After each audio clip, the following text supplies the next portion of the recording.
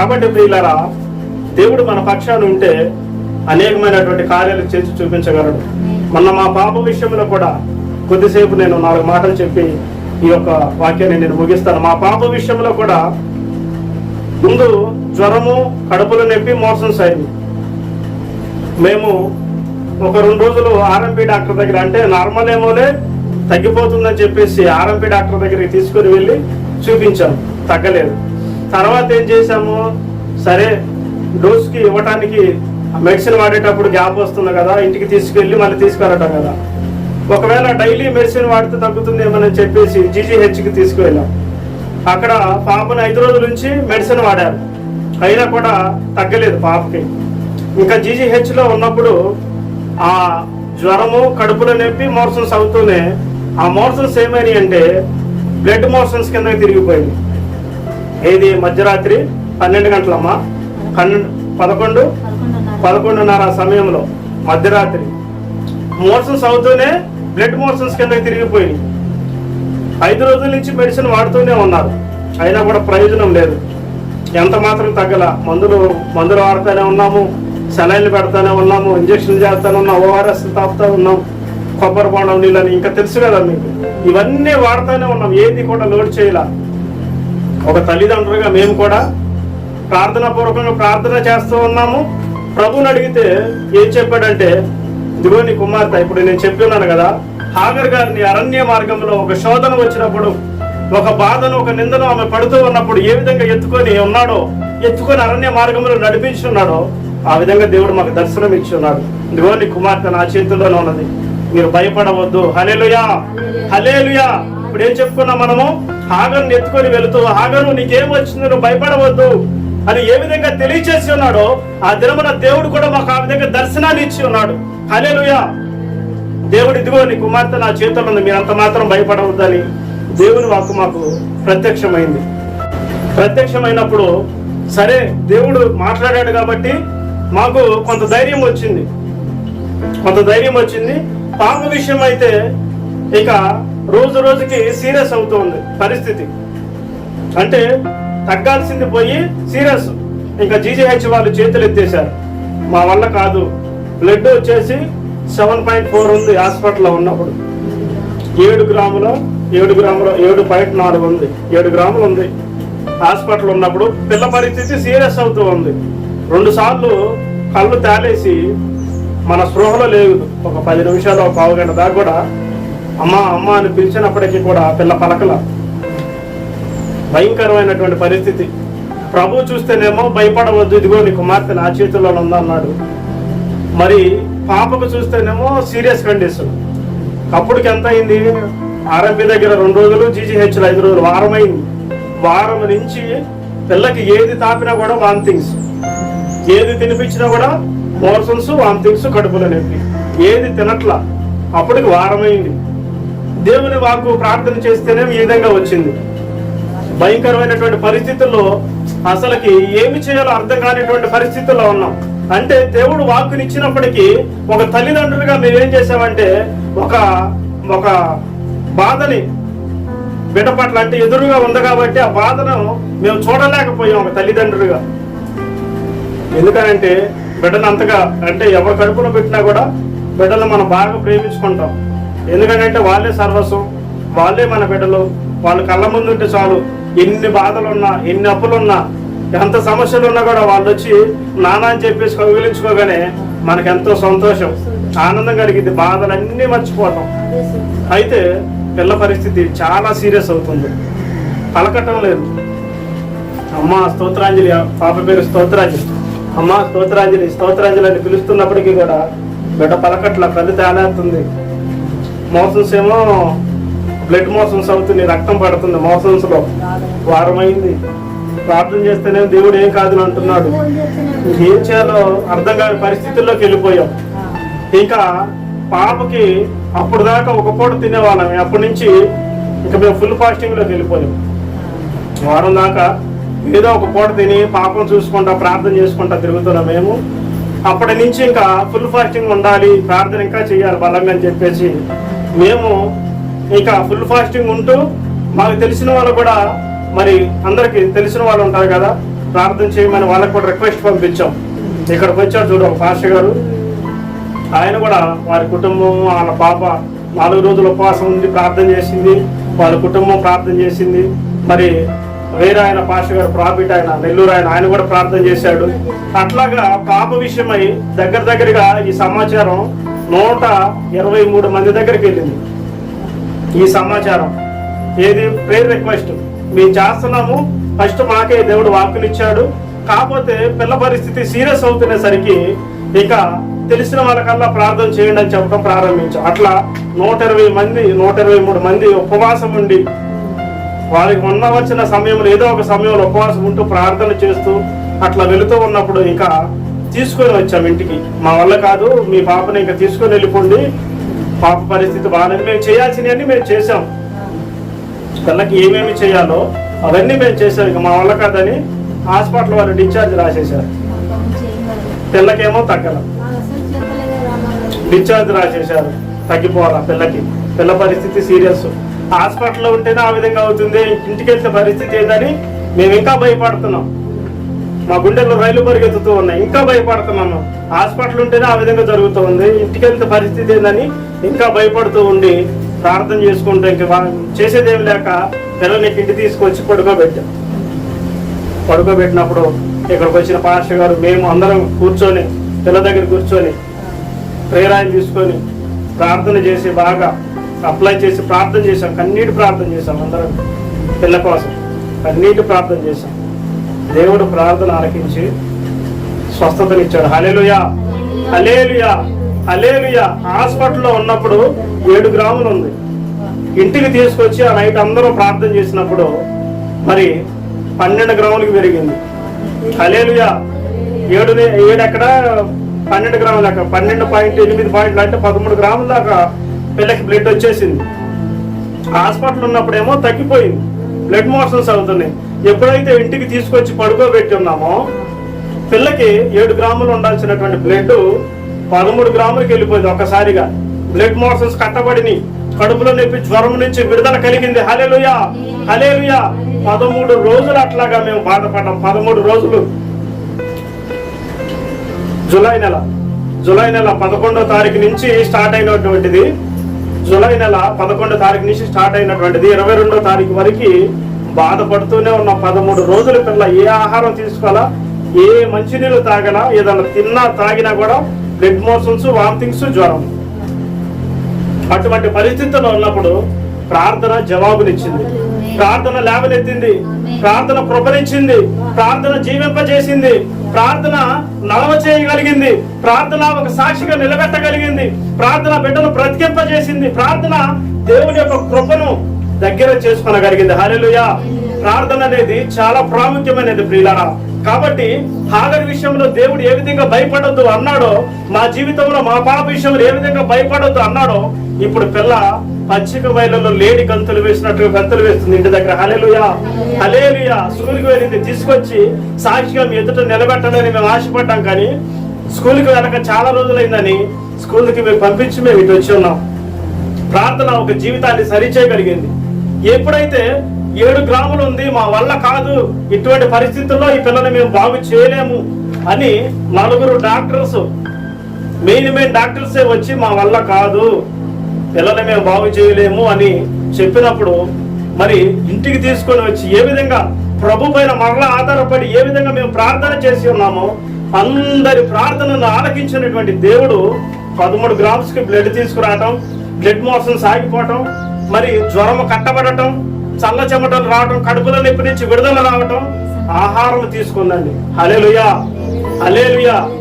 చక్కగా వాళ్ళమ్మ ఆహారం పెడుతుంటే ఆ రోజు తింది. ఇంటికి తీసుకువచ్చినాక దేవుడు కృపను చూపి కార్యం జరిగించున్నాడు. చివరికి ఎక్కడికి తీసుకువెళ్దామన్నా ఇక చేతిలో మా పరిస్థితి కూడా ఇంక అంత మాత్రంగా ఉంది. అయిపోయి ఉన్న డబ్బులన్నీ మొత్తం అన్ని పెట్టేసాం. ఎక్కడికన్నా తీసుకువెళ్ళాలన్నా కూడా తీసుకెళ్ళలేని పరిస్థితి. దేవుని వాక్కును పట్టుకొని కన్నీటి ప్రార్థన చేసినప్పుడు మా అందరి ప్రార్థన ఆలకించినటువంటి దేవుడు చేసినటువంటి ప్రార్థన ఆలకించి దేవుడు ఏం చేశాడంటే భయపడొద్దు అని ఏ విధంగా మాకు దర్శనాన్ని ఇచ్చి ఉన్నాడో ఆ దర్శనాన్ని నెరవేర్చి చూపించగలిగాడండి ఆయన. హల్లెలూయా. నేను అందుకని చెబుతున్నా, మాట ఇచ్చి తప్పేవాడు కాదు, మాట ఇచ్చి తప్పడానికి ఆయన నరుడు కాదు. మనుషులు చేయలేనటువంటి కార్యము ఆయన చూపించగలిగినటువంటి సమర్థుడు. మనుషులు చేయలేనటువంటి స్వస్థతను ఆయన చేసి చూపించగలిగినటువంటి సమర్థుడు. హల్లెలూయా, హల్లెలూయా, హల్లెలూయా. మనుషులు చేయలేరు, మనుషులు చేయలేక చేతులు ఎత్తేశారు. కానీ జీవాధిపతి అయిన దేవుడు జోక్యం చేసుకున్నాడు. హాగర్ గారి విషయంలో అరణ్య మార్గంలో ఏ విధంగా జోక్యం చేసుకొని ఆమెను ఎత్తుకొని ఉన్నాడో, నా జీవితంలోకి వచ్చి నా బిడ్డ పక్షాన ఉండి నా బిడ్డను ఎత్తుకొని నా బిడ్డను స్వస్థపరిచాడు. ఒక మాట చెప్పాలంటే బాధగా ఉందలే కానీ చనిపోయిద్దేమో అనుకున్నాం మేమైతే. మనుషులకు చెప్పలేకపోయాం. హృదయంలో వేదన, కన్నీరు, బిడ్డ బ్రతకదేమో, బిడ్డను నేను చూడలేమేమో, బిడ్డతో మేము మాట్లాడలేమేమో, బిడ్డ పరిస్థితి ఏమిటి ఇలా అయిందని చెప్పేసి ఎంత కుమిలిపోయామో. ఎవరు ఫోన్ చేసినా కూడా ఎంతమంది పాస్టర్స్కి ఫోను మరి మాకు చేసి పలకరిస్తూ చెప్తూ ఉన్నారు, ఏమి కాదంటూ ఉన్నారు. దేవుడు కూడా మాకు వాగ్దానాన్ని ఇచ్చి ఉన్నాడు. కాకపోతే ఒక తల్లిదండ్రులుగా బిడ్డను ఎదురుగా పెట్టుకొని ఆహారం తినలేకపోతూ ఉంటే, మోషన్స్కి వెళ్ళినప్పుడు రక్తం పడుతూ ఉంటే మా హృదయం తల్లడిల్లిపోయింది. ఎంతో వేదనకు గురైపోయాం. లోకమే ఒక శూన్యముగా మారిపోయినట్లుగా కనబడింది. కానీ హృదయంలో ఒక ధైర్యం, నా తండ్రి నాకున్నాడు, ఆయన నా బిడ్డను బ్రతికించగలడు, నా బిడ్డను ఆయన లేవనెత్తగలడు, నా బిడ్డ మాటలను బ్రతికినంత కాలం వినగలడు, నా పక్షాన, నా కుమార్తె పక్షాన దేవుడు ఉన్నాడని చెప్పేసి హృదయంలో ఒక ధైర్యము. దేవుడు ఎప్పుడైతే దర్శనాన్ని ఇచ్చాడో ఆ ధైర్యమే నా బిడ్డను బ్రతికించింది. నా బిడ్డను బ్రతికించింది ఆ ధైర్యం. కడుపును పుట్టినటువంటి బిడ్డలు మన ఎదుట తల్లడిల్లిపోతూ ఉంటే, బాధకు వేదనకు గురి అవుతూ ఉంటే, మనం ఏమి చేయలేనటువంటి పరిస్థితిలో మనం ఉంటే అటువంటి పరిస్థితి అసలు ఎవరికి రాకూడదండి. మనం ఎంత చేయగలమో అంత చేయగలుగుతున్నప్పటికీ కూడా బిడ్డ పరిస్థితి బాగాలేదనుకోండి, ఒక తల్లిదండ్రులుగా మనం ఎంత బాధపడతాం. అటువంటి పరిస్థితి నాకు ఎదురైంది. అంత ముందుగానే నేను తలలో నీరు వచ్చినప్పుడు సర్జరీ చేయించుకొని ఒక వారమే ఉన్నా ఇంట్లో. రెస్ట్ తీసుకో, 2 నెలలు రెస్ట్ తీసుకోమన్నారు. వారం లోపులోనే మరలా నాకు కుమార్తెకి అట్లా అయింది. ఇంట్లో ఉన్న ధనమంతా అయిపోయింది. ఆదరించేవారు లేరు, ఆప్తులు లేరు. మాట అయితే ఫోన్ చేసి చెప్తారే కానీ అరే ఏం కాదులేరా అంటారు. పడేటటువంటి బాధ మనకు హృదయాలకు తెలుసు. మన బిడ్డ దూరం అయింది, వాళ్ళ బిడ్డ కాదు. ఎంతమంది ఎన్ని చెప్పినప్పటికీ కూడా హృదయంలో వేదన తొలగట్ల. ఎదురుగా కూర్చోబెట్టుకుని ఆ బిడ్డను చూస్తూ ఉంటే ఆ బిడ్డ ఏమి తినట్లేదు, మేమేమి తినలేకపోతూ ఉన్నాం. అటువంటి పరిస్థితుల్లో దేవుడు మా పక్షం నుండి ఈ రోజున నా కుమార్తె గొంతులే కలుగుతూ ఉంది, నడవగలుగుతూ ఉంది. మరలా నా బిడ్డ స్కూల్కి వెళుతుందో లేదో, ఆ స్కూల్ దగ్గర పిల్లలతో కలిసి ఆడుకుంటుందో లేదోనని హృదయంలో ఎంత కుమిలిపోతూ ప్రార్థన చేసుకునేవాడినో. హాస్పిటల్లో ఉన్నప్పుడు నా కుమార్తె మరలా స్కూల్కి వెళ్తుందో లేదు, వాళ్ళ స్నేహితులతో కలిసి ఆడుకుంటుందో లేదు అని చెప్పేసి ఎంతో కుమిలిపోయి ఉన్నాను. అటువంటి పరిస్థితుల్లో దేవుడు అన్నాడు, నేను పక్షాలు ఉన్నాను, నువ్వు నా సేవ చేస్తుంది, నేను పక్షాలు ఉన్నాక నేను నిన్ను మరవలా, నీ కుటుంబాన్ని మరవలా, నీ కుమార్తెను స్వస్థపరిచి నేను విడుదలనిస్తాను, నువ్వు భయపడవద్దు అని చెప్పేసి నా బిడ్డను లేవనెత్తి ఆయన సాక్షిగా నిలబెట్టుకున్నాడండి దేవుడు. హల్లెలూయా. ఏ మనుషుడికి మేము చెప్పలేదండి, ఏ మనుషుడికి చెప్పలా. చెప్తే ఏంటంటే ఇదిగో వీడు సేవ చేస్తున్నాడు, వీటిలో ఉన్నాయన్నీ పిల్లలు తగులుకున్నాయేమో, వీడు ప్రార్థన చేస్తుంటే ఆల్రెడీ వినపడి ఎంతగానో కుమిలిపోయి ఉన్నాం. మనుషుల వలన ఇది ఈ విధంగా అవుతూ ఉంటుందండి. కానీ దేవుడు అనుకున్నాడు, దేవుడు మీ పక్షాన నుండి ఈ దినమున భయపడవద్దని చెప్తూ ఉన్నాడు. మీరంత మాత్రం భయపడవద్దు. హాగర్ గారి జీవితంలో ఏ విధంగా దేవుడు తోడై ఉండి దేవుడు హాగర్ గారి పక్షాన నుండి ఏ విధంగా గొప్ప కార్యాన్ని చేసి ఉన్నాడో ఈ దినమున నా జీవితంలో కూడా ఒక కార్యాన్ని చేసి ఉన్నాడు. తనలో ఉన్నటువంటి నీరు తీసుకోవడానికి సజీవునిగా నేను ఇక్కడ నిలబడి మీకు వాక్యాన్ని బోధించడానికి నా జీవితంలో కార్యం చేసి ఉన్నాడు.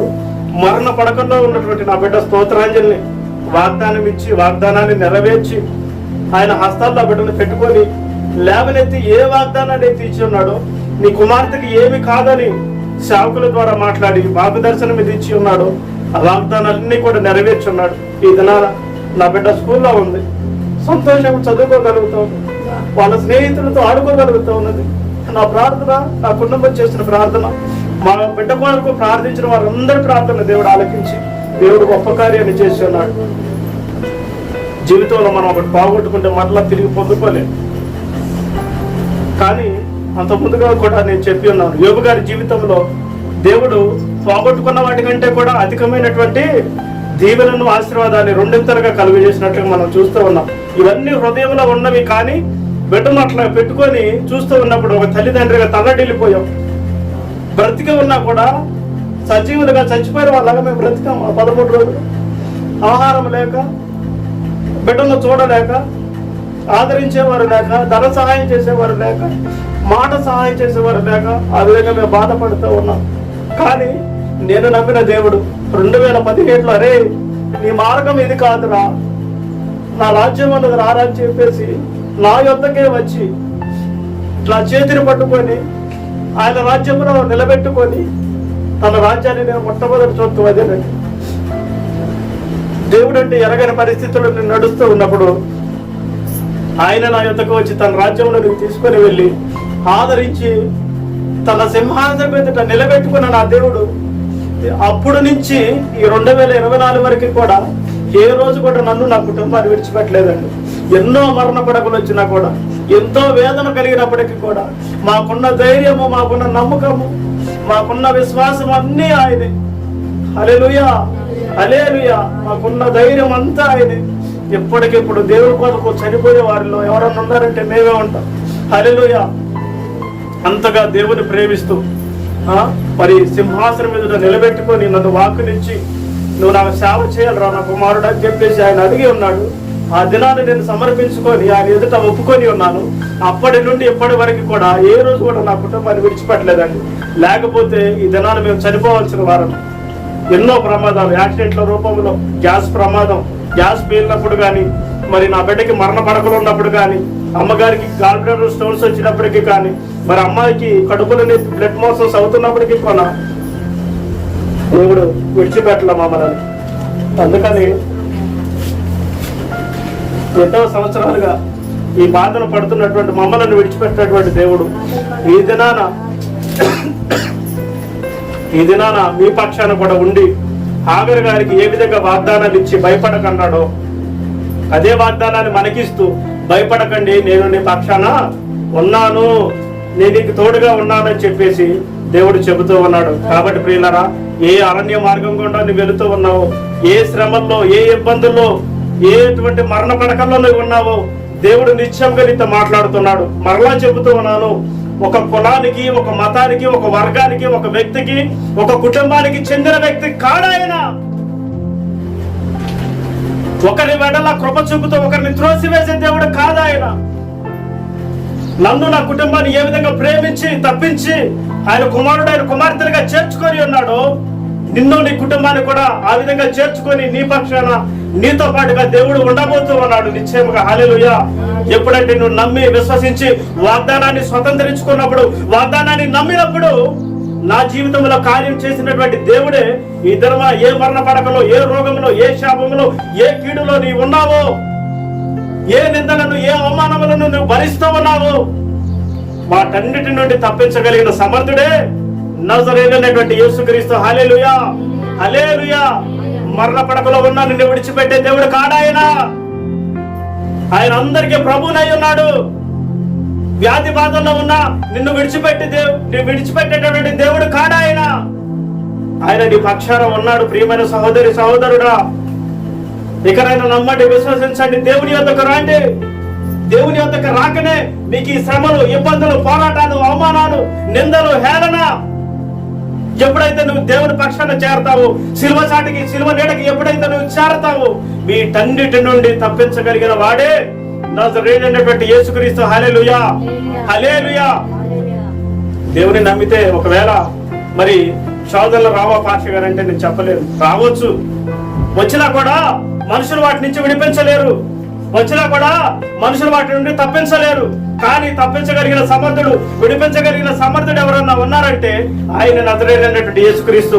ఆయన ఒక్కడు మాత్రమే ఈ కార్యమును చేసి చూపించగలడు. హల్లెలూయా, హల్లెలూయా. మీరు నమ్మండి, వాగ్దానాన్ని విశ్వసించండి. దేవుడు మీ జీవితంలో గొప్ప కార్యము చేయును గాక. నిందలు కొట్టివేయబడును గాక, అవమానం కొట్టివేయబడును గాక. 2017లో పిలుచుకున్నటువంటి దేవుడు మమ్మలను ప్రతిదినము మమ్మలను మేము సరి చేసుకొనొచ్చు. నిందలను అవమానాలను పడచ్చు. గొడవలు వచ్చినప్పుడు ఏమంటారు తెలుసా? ఇల్లు తిరిగి మేము అడుక్కోవట్లేదని అంటారు. మిమ్మల్ని ఏ రోజైనా నేను అడిగాను 10 రూపాయలు? ఏ రోజైనా? మిమ్మల్నే కాదు, నేను డైరెక్ట్గా ఎక్కడైనా నిలబడి చెప్పగలను. ఎవరిని నేను ఇంతవరకు నా జీవితంలో మందిరం కొరకు కానీ, మినిస్ట్రీ కొరకు కానీ, నా సేవ జీవితం కొరకు కానీ, నా ప్రయాణాల కొరకు కానీ ఎవరిని 10 రూపాయలు కూడా అడిగి అడగను. ఎవరన్నా ఉంటే నా యొద్దకు వచ్చి నిలబడి చెప్పమానండి. ఇదిగో నన్ను పలానా సమయంలో నువ్వు అడిగావని ధైర్యంగా చెప్పమానండి. అటువంటి వ్యక్తి రానే రాడు నాకు తెలిసిన వాళ్ళను. నీకు నాకు మేము ఇల్లు తిరిగి అడుక్కోవడం లేదులే, నీ సేవ పరిచర్య నువ్వేందో మాకు తెలుసులే అన్నారు. మనుషుల మాటలు ఆ విధంగా మనల్ని కృంగతీస్తూ ఉంటాయి. కానీ మమ్మల్ని పిలుచుకున్న దేవుడు, సర్వశక్తి గల దేవుడు ఏం చేసి ఉన్నాడు? మరణ పడకల నుండి మమ్మల్ని విడిపించి, హేళన నుండి, దోషాల నుండి, శత్రువులు అనేటువంటి మాటల నుండి మమ్మల్ని విడిపించి మాకు ధైర్యాన్ని కలుగచేసి ఈ దినాన సజీవునిగా నన్ను, నా కుటుంబాన్ని ఎదుట నిలబెట్టి ఇదే వాకుని మీకు మరలా చెబుతూ ఉన్నాడు, నేను నీ పక్షాన ఉన్నాను, ఈ విధంగా కార్యములు చేసి చూపించగలను, దేని విషయంలో భయపడవద్దు. హల్లెలూయా, హల్లెలూయా. దేవుని నామానికి మహిమ కలుగును గాక. కాబట్టి ప్రియులారా, మనము స్టార్టింగ్ లో 9 మాటలను, హెజ్కేలు గ్రంథము 36వ అధ్యాయము, మరి స్టార్టింగ్ నుంచి 9 వాగ్దానాలను మనం పోయిన వారంలో మనము స్వతంత్రించుకున్నాం. ఆ వాగ్దానాలన్నీ నెరవేరుస్తాడు. ఈ దినమున ఒక ఉదాహరణగా హాగర్ గారి యొక్క జీవితాన్ని, దేవుడు నా కుటుంబంలో నా పక్షాన చేసినటువంటి కార్యాన్ని మీకు వివరించగలిగి ఉన్నాను. దీన్ని కూడా మీ జీవితంలో కూడా చేయగలడు. ఎప్పుడంటే మీరు నమ్మి విశ్వసించినప్పుడు. హల్లెలూయా. దేవుడి యొక్క వాగ్దానాన్ని, ఈ యొక్క వాక్యమును మీరు కట్టి ఫలింప చేయును గాక.